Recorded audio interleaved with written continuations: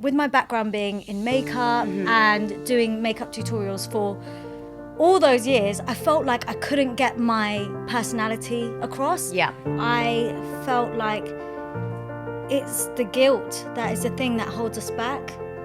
So, and that's in any aspect. For sure. Because we think about our parents and what they're gonna say, or other people, aunties, this, that, the other. I feel like most of my life I've been trying to prove a point. I'm the third girl. Right. So I just held on to this feeling all my life that I'm like, I have to prove my worth and that I am just as good as my older sisters and the brother that you were waiting for. Independence just isn't encouraged for women. No. Why do you think that is? You have to accept it so that you can have a more peaceful life. Right. And like I was saying before, you can only control your own sort of reaction. This kind of self-love, acceptance is tied to the phrase too modern. Yeah. You're too much of a modern girl. You know, you're too independent is what I hear all the time. You're going to become too independent. What does that even mean? Oh and my I God. never understand it when people say that. Yeah, I was so angry. I literally had to go into my studio at the back and I screamed. And I was just like, okay, just put all of this energy into everything you're doing. I'm like, okay, it's happening. This is real. Anchal, Hi. welcome to Millennial Mind. Thank you for having me. I feel like this is the conversation I've been waiting to have for 3 years. Well, 2 years since I've started my podcast. I'm an exaggerator, by the way. I'm for 10 years. The reason why is when I released my podcast and then when I saw yours, I was so pissed because I thought, what an amazing name. Why didn't I think of that? What Would the Aunties Say is an incredible name. Your podcast is amazing. And I've written a book. I have. So I want to get into all of the details today, but I really had to be selective on the topics I wanted to choose because I think we could be here for the whole day. I mean, if you want me here the whole day, I'm ready, girl. But thank you so much for coming on. I want to start with what inspired you to start the podcast and then write the book? Okay, so with the podcast, I felt like, with my background being in makeup and doing makeup tutorials for all those years, I felt like I couldn't get my personality across. Yeah. I can, but there's so much more to me. And, sure. You go through life, you go through real life stuff, and you can't share that through doing makeup videos. Right. Teaching wing liners and all and contours and all of that. Like a midlife crisis. Yeah, exactly, guys. I'm really upset today. So I just felt like, I always wanted to talk about deeper topics, things that I'm going through, things that other people are going through, and things I just didn't hear about. I feel like those conversations weren't happening. They weren't. And I also have these conversations in my house, and I say conversations, arguments. Yeah. I have some of Debates. these. Yeah, debates, sometimes heated arguments, mainly with my dad. And Are we the same person? and I just felt like I really just wanted to share more of me, myself, my thoughts, my opinions, and just be a bit more real in a space that can sometimes not feel like that. Absolutely. Because I can say I definitely, I don't enjoy any of that fakeness to social media and all of that. And I always like to come across, or I just want to be, and just be my true self, no matter what. And if people like it, they like it. If they don't, they don't. But yeah, so I've always wanted that throughout all of my content. Anyway, through doing all of that, I couldn't really share much of my personality. So I wanted to talk about certain things that were bothering me, but the way I found it best to do that was to focus on what other people were going through, because I couldn't have these direct conversations talking about what I'm going through because I'm worried about what other people will think. I just want to jump up right now. Jump, girl, do what you need to do. But yeah, I just felt like I couldn't focus on me at that time. And I was going through therapy. Right. And my therapist was like, no, just, do it. She was giving me the strength and the confidence. And I was just like, no, I'm scared, girl. No.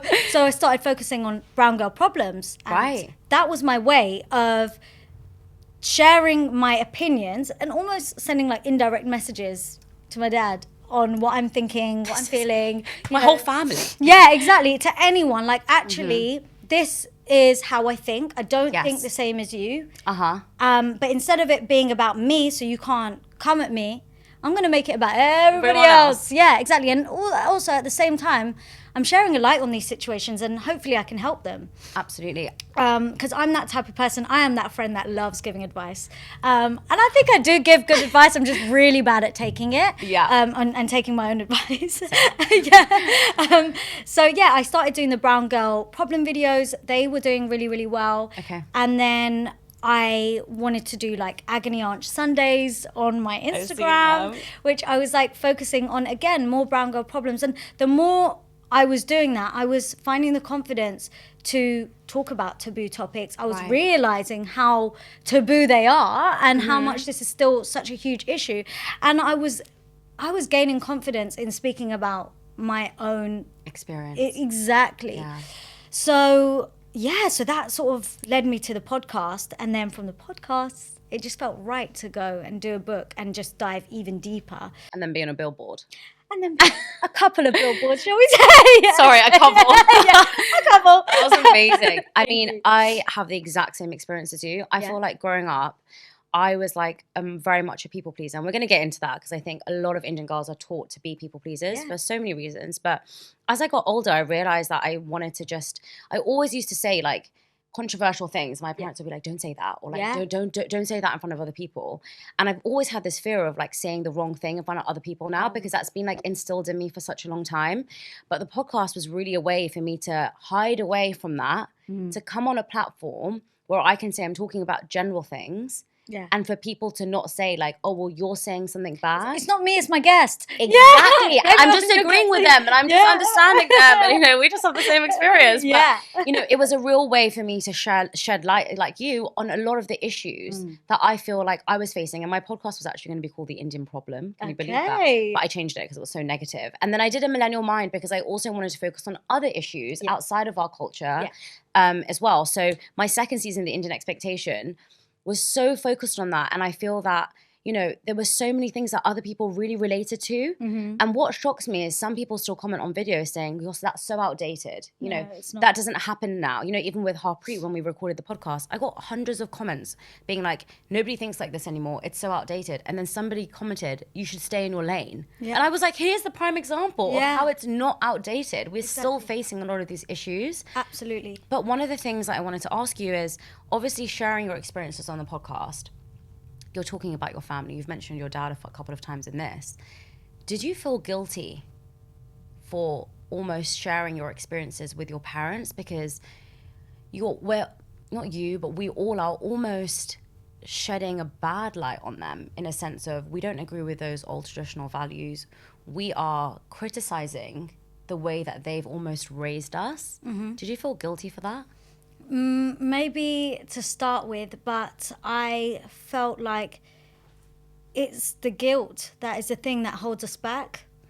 So, and that's in any aspect. For sure. Because we think about our parents and what they're going to say, or other people, aunties, this, that, the other. And we carry this guilt because at the end of the day, they have tried their best. Exactly. And they have given us love, and they've given us the best that they can. And they are only human beings as well. And they've had to, immigrate and learn and do all of that. So, I get all of that. But at the same time, I can't let that stop me from me being me and like the things that I want to do and I want to say, because we are very different people and we've got different upbringings and experiences. And it's important. Like, I felt like it was really important for me to sort of let go of that guilt so I'm not held back in what I'm doing. And actually, by me letting go of that guilt, I'm able to help not only myself, because it's like therapeutic to do that, I'm helping so many other people. And I think that is that's the bigger picture for me. It's like, where there's topics that I'm a bit nervous to talk about in my podcast or in my book, I'm like, but I wouldn't be doing the brown girls out there justice if I held back because I'm scared of what my family are going to say. Because then it's like, what's the point? Why are you even doing this if you're not going to talk about those difficult subjects? I'm still fearful. My dad the other day, he was like, I listened to your podcast, and I was like, oh my God, loved. And it was one with Harpreet. And she said in the same thing, I no longer do things thinking about what my dad says. It's okay if he doesn't want me to start a business. And I'm still going to do it, but I'm not going to just do things because I'm scared of what he'll say. Yeah. And I was like, I completely agree.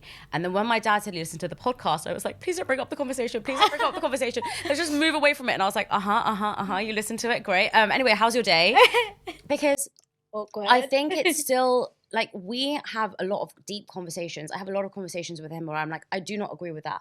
And there's a lot of things I have to challenge them on still, but they are very much like more understanding as to where I am now. I think I'm so strong on certain issues that people don't say certain things in front of me. I'm like very aware of that now. They can still think that, but they don't say it in front of me. And that's okay because I'm like. My family do that. Right? My dad's like, don't say anything. She's going to put it on the next podcast. My cousin the other day, we were at the house and he was like, guys, do you want a beer? And then he was like, oh, sorry, Shivani, girls, do you want a beer? Because like now, we have to be conscious of everything that we say around beer. Good. And I'm like, good for you. It just means they're thinking about their actions and everything more. So, yeah. And someone else said like, can you go make me a plate? And then one of my cousins was like, don't say that in front of Shivani. And I was like, what did you say? Yeah. And he was like, oh no, I just asked her if she wanted to. And I was like, don't worry, it's all good content for me. Yeah. But that guilt element I think is really hard because you almost don't want to say bad things about things, but how do you change if you don't call things out? How do you learn to improve? How do you all understand a different perspective?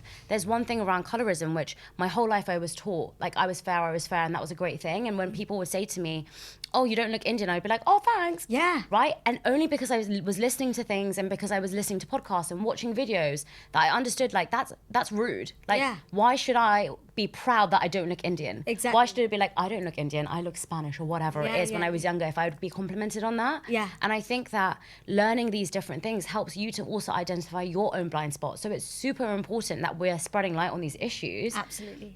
And trying to understand different perspectives. But Lily Singh spoke about this in her podcast as well. And I'm becoming more understanding with my parents. Mm-hmm. She said that when she came out as bi, she expected her mum to just be like, yep, I accept you. And like, yep, I understand everything you're going through. And, with my parents, there's some things that they just do not get.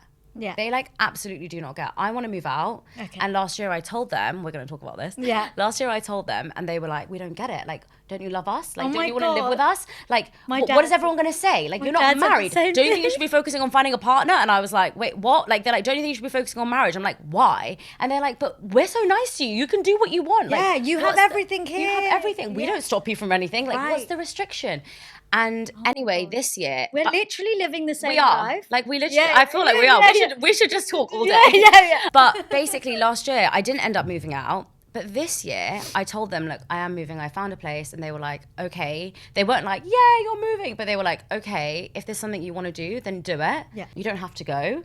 But if you want to do it, then just do it. And I think my mum is very much like, she's so great. She's very much like, go live your life. My mum is like that. Isn't it? I feel like there's certain women, I spoke about this before, who are like, basically, give you all the experiences we had, and we're going to stop you. Or we're going to give you a 20% improvement. Yeah. Right? Yeah. And we think that we're giving you a better life. As a mother-in-law, I think this is why so many daughter-in-laws and mother-in-laws have problems. Yes. Because as a mother-in-law, you're like, well, I had to wake up at 5 a.m. and you're only waking up at 7 a.m. So actually your life is great and mine was really hard. And then you get other ones who are just like, I never got to do it. So you go and do it and live your life, right? Yeah. That's like my mum, basically. Right? Yeah. And you're just like, go live your life.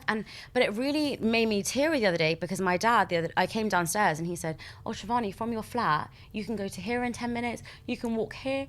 And I was honestly like, you're actually supporting me now, moving out. And that is something they do not understand. So the fact that they're like really trying to understand from my perspective, I like put it all down to the podcast of me like talking about all this stuff and talking about gender roles. And even when they're doing stuff now, they're more conscious about the way they're speaking. And I can only expect them to try and understand rather than like knock me. And I think that's what we also need to like get as well, is, we can still love our parents but not agree with them. Yeah. And they can still love us and not agree with us. Exactly. Right? And it's about just fully understanding that.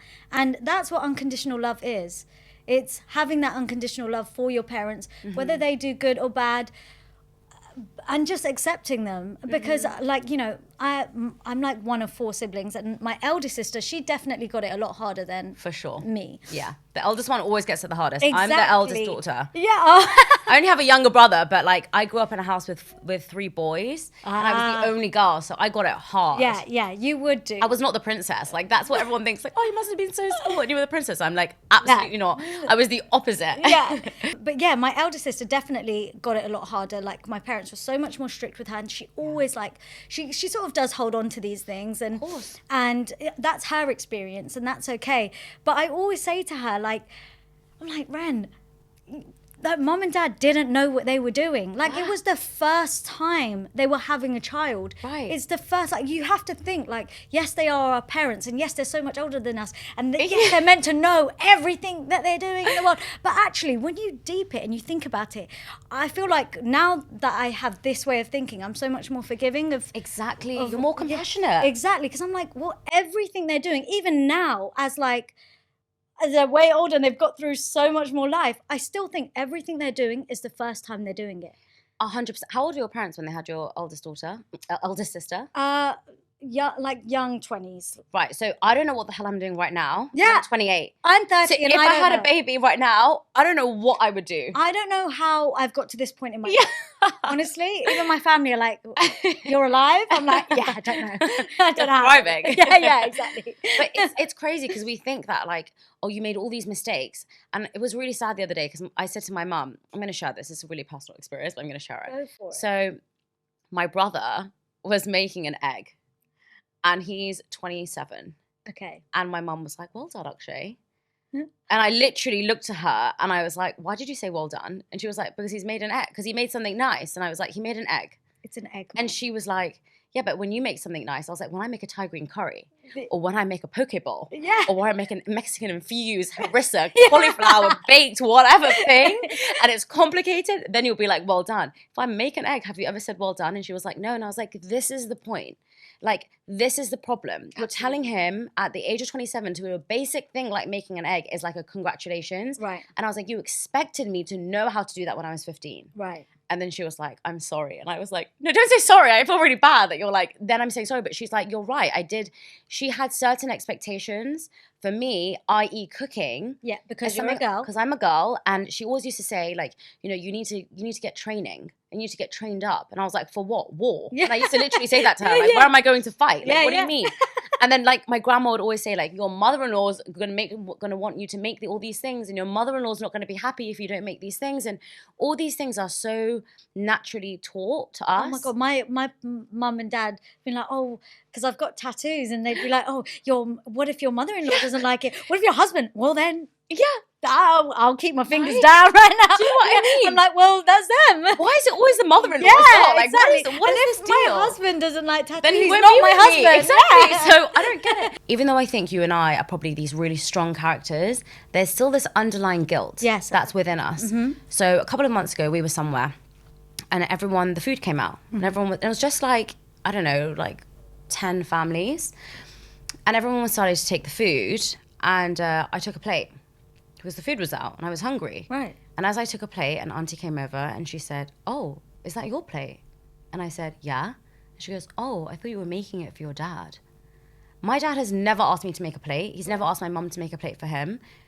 And in that moment, I was so annoyed. I was like, what do you mean? Why would I make a plate for my dad? My dad is fully capable. He's like not old. He's like standing there. He'll eat when he wants to eat.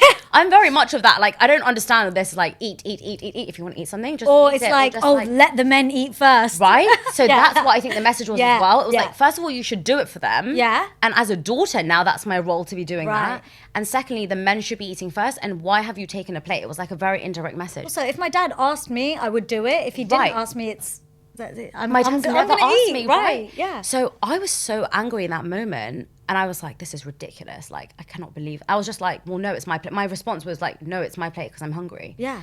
And then I sat down, and then I felt so guilty. So then I was like, "Dad, do you want me to make your plate?" And he was like, "No, I'll go make my own girl, plate." you should have just sat And there it's like and that enjoyed guilt. that food. Then I felt bad the whole time because I was like, am I the only one that's eating? And then everyone was taking it after, but it was that natural guilt that comes in of being like, you should not be eating first, or you should be serving the men, or you should have been a better daughter and offered it to your dad first, exactly, and then you come second. Exactly. But no, if you're hungry. And everyone that's saying this is an outdated principle, please reflect on a time you've had family round and the men are doing the washing up and the women are sitting down. It has never happened in my family. There have been times where both are in the kitchen, and I think that's slowly starting to happen now. Good, with my influence of being like, why are the men sitting down? Like, this is preposterous. I also go to work. This is my argument, right? Like, all the women work. Yeah. So why are the men sitting, and why are the women doing all the washing and the hoovering and the clearing up? Yeah. It just doesn't make sense. So in my house, it's still very much like that, but with amongst my siblings and their partners, everybody's like mixing in. But if I look at aunties and uncles, the uncles are sitting, and they're definitely not getting and they're not involved. going to change. No, they're not. I feel like there's certain things that they can and will change on, and there's certain things that they just won't. Absolutely won't. And again, that's something that I have to. I get wound up. Yes, I get irritated. It. And I'm like, do you know what? The only thing I can control is me. Yes. And my reaction to this. For sure. Yeah, that's all I'm gonna manage right now. So if they're not gonna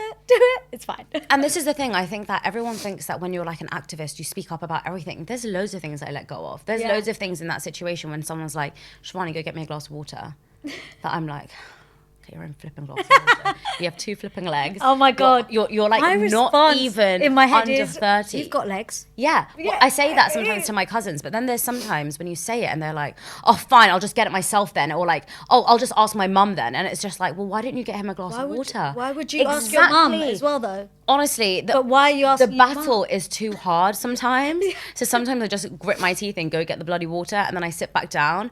But I think the good thing is that by having these conversations, hopefully people don't ask, and they know that they're going to get shit. So that's why they basically stop asking. Don't ask for water. Go get your it yourself. own water. I just, but this principle is like, we're laughing about it, but it's actually just so frustrating that it's like, if we are all sitting down, you as a woman, go get up and get the water.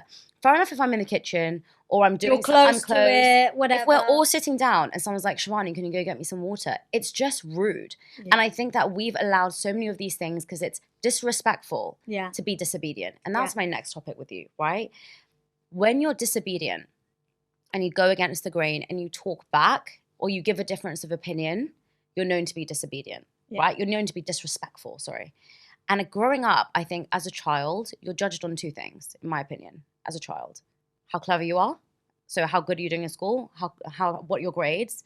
And are you a good kid? Like, do you listen? I was neither. Same. But growing up, because I wasn't like that clever, well, I say that clever, I didn't get all A stars and I didn't get all A's.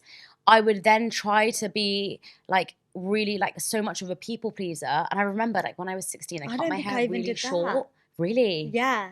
I really tried though, because like I remember I cut my hair short because I saw it in EastEnders and somebody had it and I really wanted it. I cut my hair. And I used to wear it in like 2 little ponies. Then I used to wear black nail varnish when I was like 14. And everyone used to be like, all my family used to be like, what are you doing? Rebel child, right? Yeah. But then I would always like never speak up how I speak up now. I'd always say, like, I remember when I would be whistling and my grandma would be like, girls don't whistle.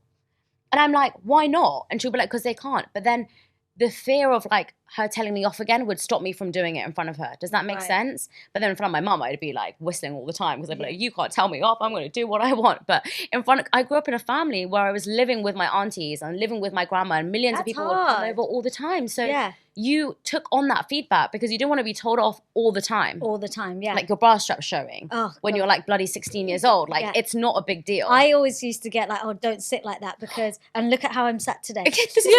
On the train this morning. This is the funniest thing. I had my suitcase here. I do that. And I was sitting like that and I was just like lounging. And I remember sitting, as I was sitting on the train, I was like, God, if my mum saw me. At home, I would sit like, this is when I was younger. I literally, imagine the sofas like this. One leg is up here and one leg is there. And I'd be like, it's just comfortable. And my mum literally, she'd be like, don't sit like that. But it's like, who is watching? You know what's the worst? Is when you're at a family event. Yeah. And there's the miming and it gives me anxiety. Do you know what? We still have to do that. Like between me and my siblings, we still do that. We're like, don't say it. Because we've got each other's back. And also we just don't want any drama. And sometimes, each of us sometimes lack a bit of tact.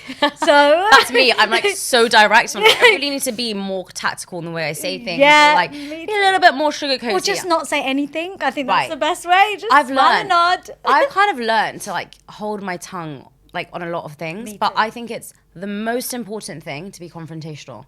I like think it's the best thing in the world. I'm really comfortable with being confrontational. Right. I never had an issue with it, which is Neither. and I'm actually quite proud of that. You should. I think it's the best quality in someone. You know where you stand. Yeah.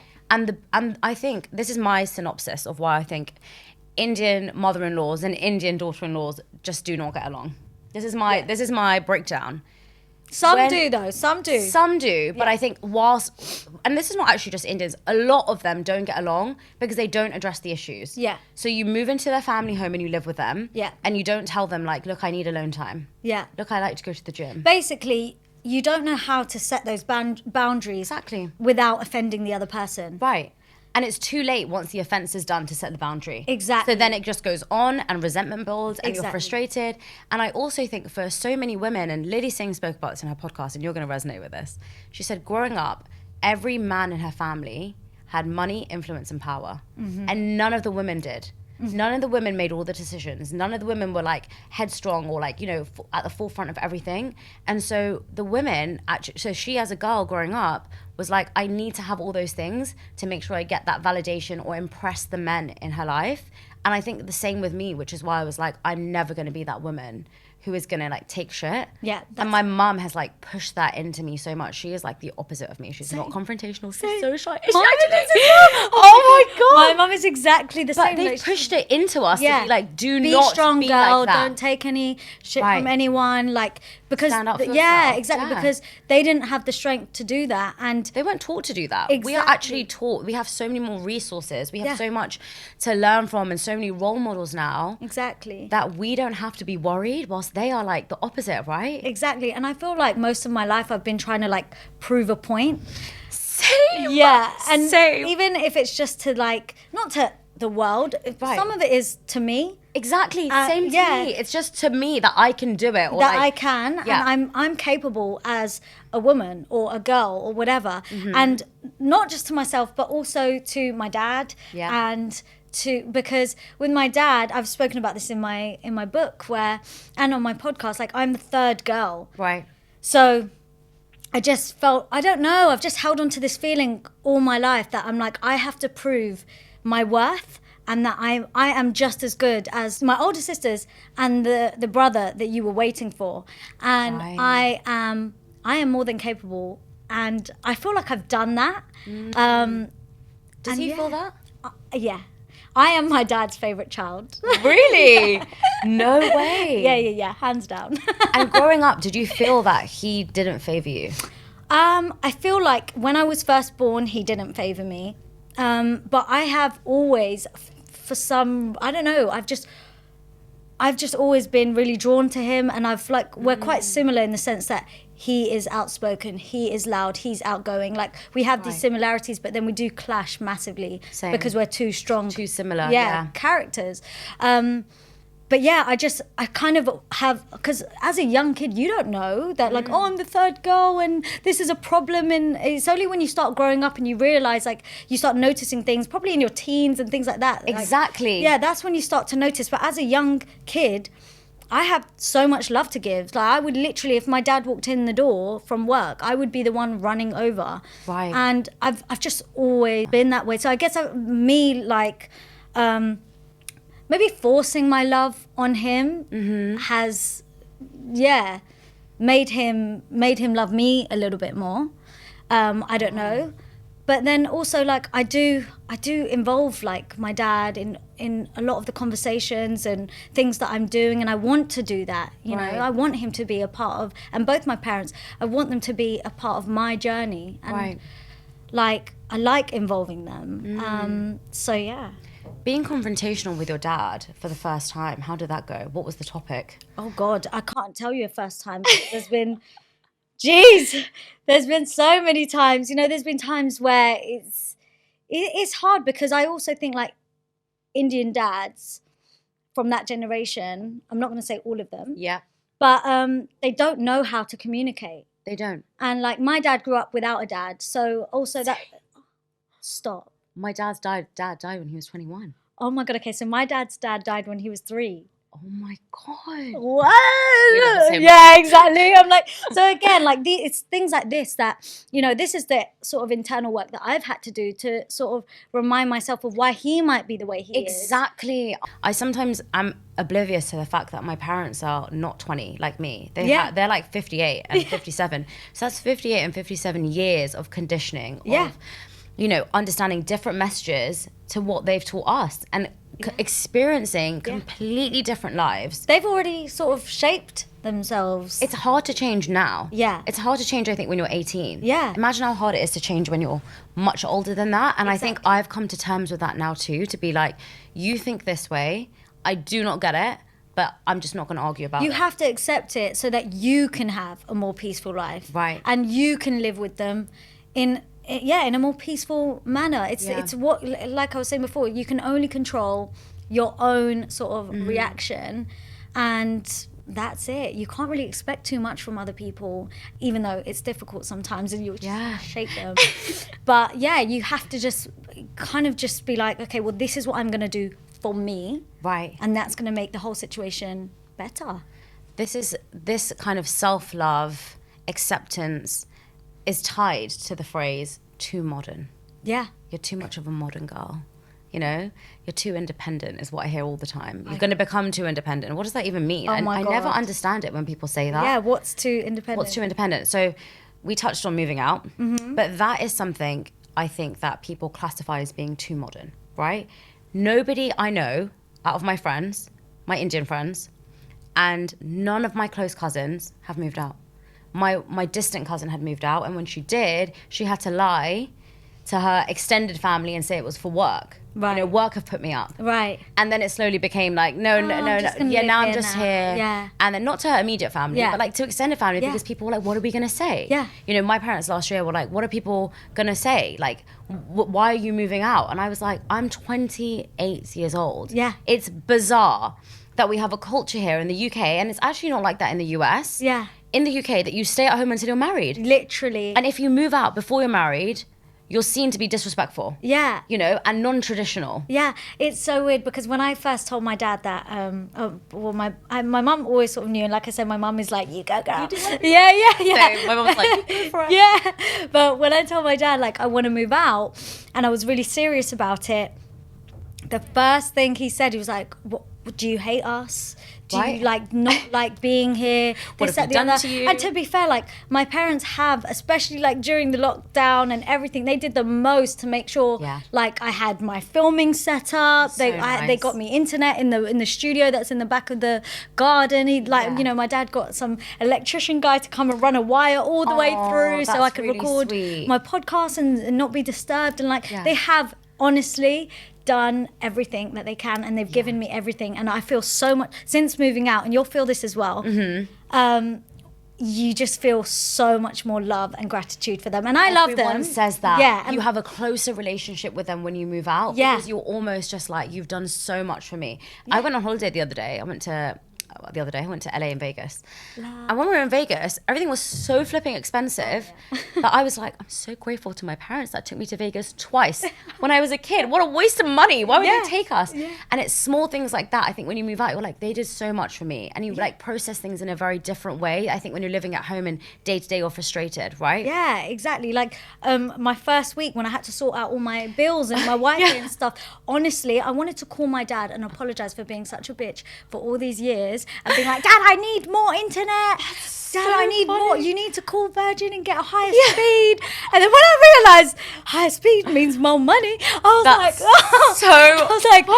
oh my God, I'm so sorry. And like just the thought of like me sitting there for the whole day trying to get through to British Gas or this person, that person. It's a headache. And I just think they've had to sit there at work during their work days and do all of this and pay the bill for all of us. And I'm like, oh my God, like I was just imagining my parents like doing what I just was like, I'm so sorry. I feel awful. I feel terrible. Yeah, you will feel so much more love and gratitude. Completely. And I think, but you know, independence just isn't encouraged for women. No. Why do you think that is? Oh, I think, well, obviously it's because it's seen as like a man's role, and men are meant to be the providers. And I mean, but where are the men that are stepping up to do that? Because She's looking. someone let me know who's providing. But it's funny because, like, I think that as an Indian girl, if I'm like, I've moved out, people are like, oh, why? As an Indian guy, it's a selling point. Yeah. The amount of times I've been sold. I've not been sold anything.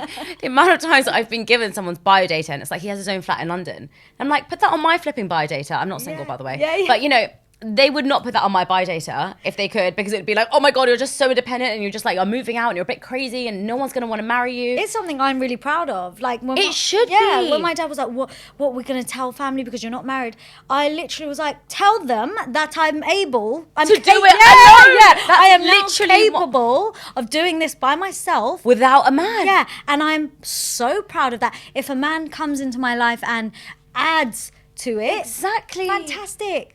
But 100%. until then, what do you want me to do? I Stay think literally what are you going to do? Just stay there forever? Exactly. And like, and I could, because honestly, I've thought about it so many times where I'm like, I really don't want to should make just move food. back. Yeah. I'm like, honestly. well, actually, I had it really good at home. This is the thing, and I feel like when you say something like that, when I went to go and see the flat, I was a bit scared, and when I came home, I was like, I'm a bit scared, and they were like, we don't have to go. There's no need for you to go. Like, don't do it if you don't really want to. I was like, I do really want to. I'm just saying, it's a little bit scary to then just completely move into a place completely alone. Yeah, But I'm really excited. I think like it's going to be a good thing. it is. But, you know, as a girl, I just do feel that we are put down so much for doing things like, as a man, Yeah. we have these really specific gender roles. Like, a woman Yeah. should do this, a man should do this.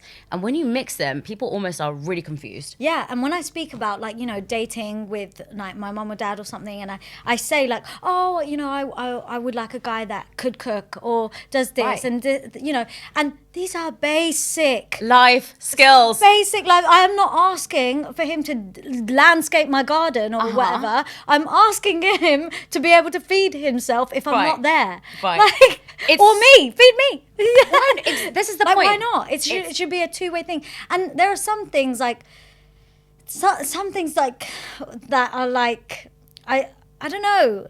Girls are better at, like, you know, making a home a certain way and things like that. You think? I'm like, so like, no. I Yeah, think we've yeah. all been trained We to be can like, all do it. We can all do it. But women are told, I'm rubbish at decorating a home. Like, honestly, Get me, bring me in. Please come in when I do it. I'm honestly just like, this flat is completely furnished. It's all decorated. Hallelujah. Oh my because God, I okay, honestly good. can't even take a picture of like a candle and the planner. I'm like, what's the angle? Like, how do I do this? I'm so bad at it. And like, I almost think that because I was put into this box of like, you need to be like an interior designer, or you need to be cooking, or you need to do everything aesthetically, I've almost like pushed away from that so much of like, I don't like cooking. Yeah, And I yeah, don't. yeah. I do not enjoy cooking. Yeah. And now I'm like, I openly say it. I'm like, I don't enjoy cooking. fair So enough. it's not going to be my role. I will do But it's it. about having like teamwork. Balance. Yeah, and course. yeah, so like if I'm never he's saying I'm- capable of cooking, Right. you'll clean, or it's Exactly. you know, Or like, if you enjoy cooking, then I'll do the cleaning. Or like, sometimes I will cook, but I have or sometimes no patience. I'll order Deliveroo. Right. That's it. Do you know what I mean? You will get fed, but I'll order it. That is so funny. Do you know when my mom was like younger, I say like 10 years ago, when I was a bratty teenager, it was like, I don't want to do the dishwasher. I don't want to do this. I would be like, you're lucky I'm helping you. And she'd be like, I'm not lucky you're helping me. This is our house. It's for all of us. Yeah. And I really felt bad saying that. And like, this is my mistake of being like, it's your role, mom, and I'm doing it for you. Yeah. And my mom would always say like, if the cleaner couldn't come, she'd be like, can everybody help me? And Yeah. now I've said to her, reframe that to be like, the cleaner isn't coming. The house needs to be cleaned. So Yes. who's doing what? Right. Not who can help me. Yeah. Or who can help me in the kitchen. It's like, well, we're all eating. We're Yeah. all eating something. Yeah. So why are we helping you? Yeah, exactly. Do you know what I mean? No, And it's like, absolutely. I've made that mistake growing up. Yeah. Of like putting my parents in those categories too. Yeah, and I've seen it my whole life. Like, they've put themselves in their categories, and my dad definitely doesn't play his role in the kitchen, and Yeah. my mum plays the full role. Right. You know, but he does, you know, his part too. Yeah. And other things. And where there he are can. other things that they do. Yeah, exactly. But yeah, like in our house, like having my two older sisters, they Mm. really pushed for my brother to be just as involved. God, your poor brother, he must have got it like He did. 100%. He I did. give it to my brother, but he's got three But sisters. I must say, it was great life training because Right. he is far more domesticated than I am. He does Oh, good. so much more. Like, I'm the one that sits there, like, after dinner, I'm the one, like, just sitting there watching him do it. Right. And I'm just like, yeah, and? Exactly. Okay. I now You know- enjoy it. My mum the other day said, oh, I forgot to ask you to cut the potatoes. I said, why didn't you ask Akshay? And then she goes, because you know how to do it better. And I was like, nice try. Yeah. I was just, and then she was just like, yeah, well, I can't say to you. And I was like, you can't say to me now that you're sexist, can you? She was like, I'm not sexist. And I was like, well, Akshay doesn't know how to cut the potatoes. Basic life skill. Why don't you ask Now's him? the time to learn. Right? Yeah. And I think that, you know, like a lot of these things that we're taught are because like marriage is seen as a mecca for us. Right? Yes. You'll become independent when you get married. You can move out when you get married. You can Go on holiday. When- Yeah. Get Right? a tattoo. Do this, do that when you're married. It's like, you know what? Like, this isn't like this super life goal that we all need to work towards. Actually, what we need to work towards is the things that we're already doing. Like, 100%. you know, hitting these career life milestones, buying Exactly. properties, like, you know, moving out, just doing things great for things. you. Yeah, for yourself. Going on holiday. Like, Exactly. Traveling alone was Yeah. like a milestone I had to hit before I got married. Yeah. And moving out is something that I do. And as I'm moving out, the conversation I'm getting is like, don't you want to move on to the next stage of your life? And I'm like, the next stage of my life is moving out. Yeah. Like that is the next stage of my Yeah. life. Like I'm very happy. I'm in a long-term relationship. I'm just not in this desperate rush to get married because Yeah. I want to do certain things before I do, because once you're married, it is hard. Yeah, it is It's a hard. partnership. You Yeah. have to work with someone. You can't just do everything you want to do yourself. And, you know, I think that people like rush you to get married because they feel like that's the way you're going to be settled and you're going to be comfortable. Yeah. And that's the only real way Yeah. in which you're going to be happy. Yeah. And people do it to make their parents happy. Like, Yeah. fine, if you want me to get married, I'll get married. Yeah. And that's why you're seeing so many people get divorced these days, because Yeah. people are rushing into this process Yeah. when it's not something that is something they really want to do. It shouldn't be rushed. Like, this is someone that, like, marriages, and also these days, sometimes it's like all for the wedding. Oh God, I'm doing a whole podcast on are Indian weddings or big weddings a waste of money. Yeah. 100%. Like, I think so. Or it's like, it depends on what you see as a big wedding. Like, Exactly. less people, but done beautifully, Right. I think makes sense. It also is different on like what you want. Some people Yeah. would love to have a big wedding and that's great. Yeah. But what I can't stand is, I would say a lot of people don't want to have a big wedding, but they're forced to. Yeah. Because it's all about the show. And It's the it's show. all about the glamour. And Yeah. like, what did you do and what did we do? And it's so much pressure. And it's like beating what the last person did, and it's this competition as well. It's And just- everyone complains Yeah. the whole time. The Yeah. food wasn't nice, her Yeah. outfit was horrible, her Yeah. bindi was in the wrong Yeah. place, his Yeah. hair was out of line. Like there's always some random crap. And in your book, you talk about like the different types of aunties, and you really do see them. Yeah. And like the amount of people that are just like, so when you're getting married, and there was the funniest meme. It was like, when you're getting married, it was like, when's your funeral? Yeah. So funny. I know, I'm too scared to say that back to Yeah, them. no, obviously I couldn't say that back to them. I'm just like, ha, ha, ha, yeah, not for a while. Yeah. But like now I challenge, and my mum is so funny. We went to, I think I spoke about this on another podcast. We went somewhere and this woman was like, oh, I haven't seen you in ages. Are you married? And I was like, no. And she was like, and I was like, actually, I'm really doing well and I'm Yeah. doing this. And my mum was like, anyway, so how was your child and how's everything going? Because my mum's like, don't. Why is that the first question? And why is it like this, like a slap of like disapproval? Shouldn't it I don't just even be, know you. How are you? Right? Are you happy? Exactly. What are you doing in What your are you life? doing in your Yeah, life? yeah. Rather than like, are you married? That was honestly all she said. And in my head, I was like, this is so weird. Like, Sometimes it feels like they want you to be married just for being married, but you could be in a really unhappy relationship. Yeah, exactly. And that's really sad. But then you're still like seen as this amazing girl because you're married.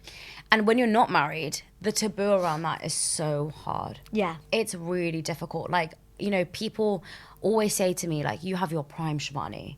And once you reach out of that prime, it's really difficult for you. Yeah, like and I'm on the like, shelf. right? Why do you think people still say that? I have no idea. Honestly, that one, I have no idea. It's just, again, it's these dated sort of views. And, and like these days, Have people said that to you? I mean, my dad did offer to find me someone from India like 3 weeks ago. I was like, Okay. bro, come on. I'll get there in my own time. Is he going to get a dowry as well? I don't know. I was just like, we're okay. Honestly, it's just this pressure of like, you have to find someone. Yeah. And until you do, you're incomplete. Yeah, exactly. What if you don't want to we get married? can't settle? Do you know the pressure of that? Like, we can't settle, we can't relax until you are married. Listen, I am fine. I've moved out. I'm paying my own damn mortgage. You can happy. You can retire. Right. Like, the fact that you're still working is pressure for me, that I'm like, oh my God. But to be fair, I don't let it get to me, because I'm like, you do you, and I'm going to do me in my own damn time. Because, like, life is hard enough, and I'm not about to pick the wrong person. Oh God, it's the worst. And like, that's what happens. I think when there's so much pressure, you pick the wrong person. Yeah. You haven't communicated that with your family. Yeah. And it all blows up. Exactly. And you're almost just like, how did this happen? Exactly. And all this pressure on women, it's like, I don't even think it's the same for men, of like, you're going to be left off the shelf. It's like, you're older. Well, the thing is that obviously we have like our body clocks and you know, running out of time with having children. And I sometimes do feel that pressure now. And I think I put this pressure on myself because I'm like, okay, I am getting older and I would love to have children. But then again, I'm still not going to rush, because I would rather be with the right person. And because imagine like I'm with the wrong person and I end up with a child. Like, it just would be so much worse. And why is it all about a person? I remember someone came over and they said, you know, you really need to find someone now. This was like 3 years ago when I was single. And I was like, but why? Yeah. I was like, I'm really happy. Yeah. And isn't the purpose of life to be happy? Yeah. And then when they left, everyone was like, can you just not be like that? And like, not say all these things?